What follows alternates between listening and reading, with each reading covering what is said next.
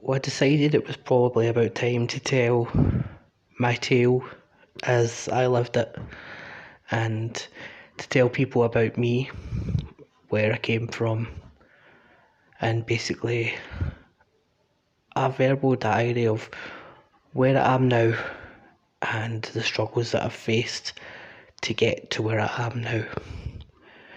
Me and my partner Jamie live in Glasgow just now, and we are very, very happy. We have our own flat, two lovely cats, and soon we'll be moving to the capital city for Jamie to start a 5-year course in university, which will hopefully take us to, a bit of a better life for both of us.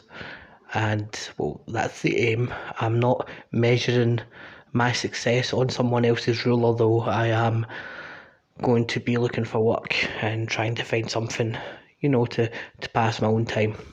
Well, it all started for me when I was really young, and I could sense in myself that there was something different.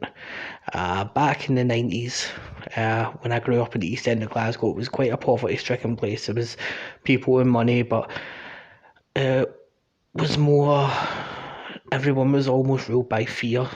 It was quite a notorious place to grow up. For people that stayed there, it was perfect, but for people that weren't from there, it was quite, gang related, and there was a lot of stuff that people just avoided it for, and basically that created a stigma around people who came from that area, including myself. And that resulted in taxi drivers locking their doors and demanding payment up front for certain things just because you're from a certain area. They think you're going to behave a certain way, and trust me, I was the complete opposite. I was the one that spoke with manners and helped people, and I still continue to do that. Well, I came out as gay when I was young, and I had to hide it for a while. It wasn't the greatest influence. My stepdad didn't know about it, and he wasn't too happy about it at the time, but I had to kind of live with that and hide it from him. My mum knew and my sister knew, and everyone was fine. I had a big sister and still have a big sister, but I don't speak to her. She was in the army for 7 years, 8 years. She made corporal, and she was there for such a long time, and we don't speak anymore. When she came back, we had a bit of a dispute, and we are not friends currently.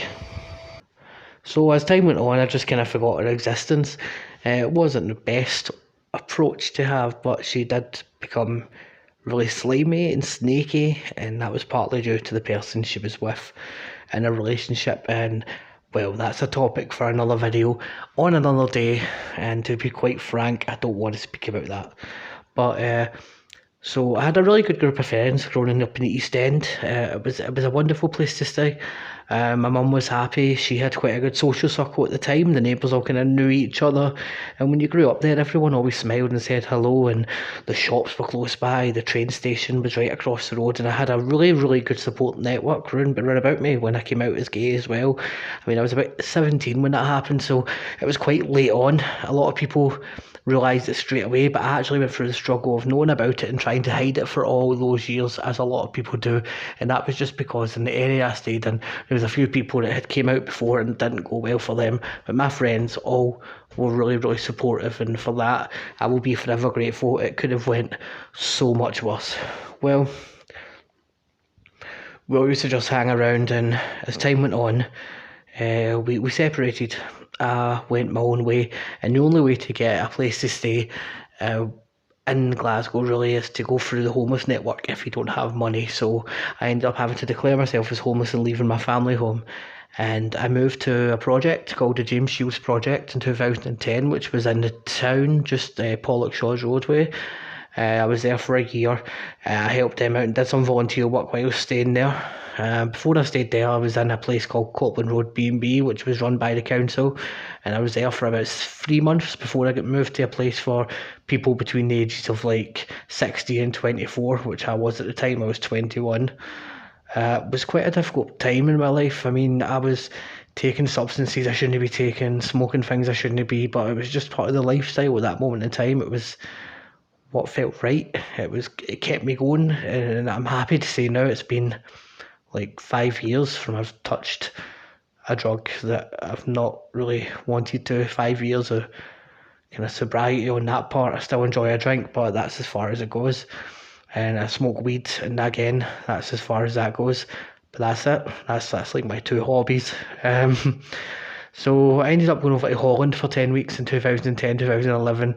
I was there for a project, and it was to help young homeless people. There was a situation when I was over there when I felt a bit anxious, and basically I got accused of taking money from people, which I never did, and this kept happening every day. And basically I was being accused of it, and I was showing them I didn't have any more money than they did, and this just kind of escalated to the point I thought I wanted to go home. Eventually the person that did take the money came forward, but only to me, not to them. So in their eyes, the people I was with, I was a thief, which it kind of destroyed my life. When I came back, I was in a wreck. I was in such a downward spiral that it took me years, and I'm still now, like 11 years later, fighting with that burden. That you know. So that was tricky. I met my friend Jamie again years later, and that's my partner now, my fiance. But we met on a night out, random passing, and had something to eat, and then through time we became a couple again. But it was years and years later that we became a serious couple. It's now been going on 9 years.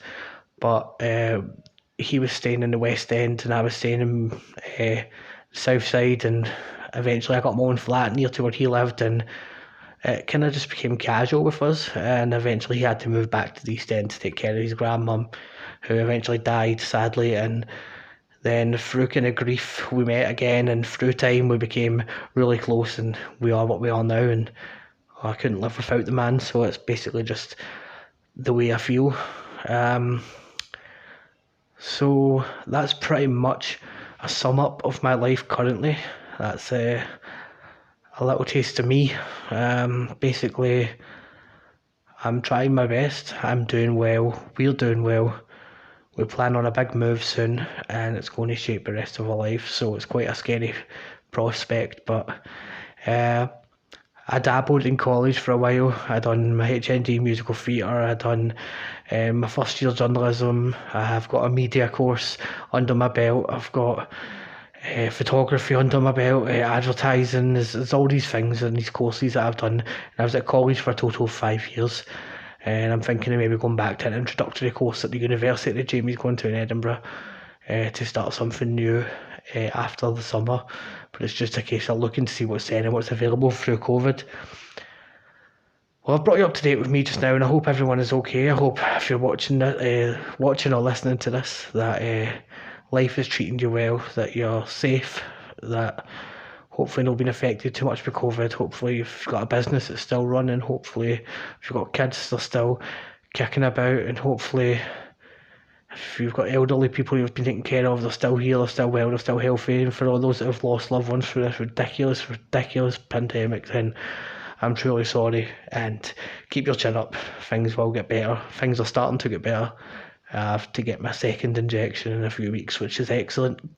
It means that I can start to go out again, because I've kind of been shielding myself a wee bit, and it's quite stressful. So take care, everyone. Thanks for listening. Thanks for taking the time to get to know me a little bit better. Respect and love.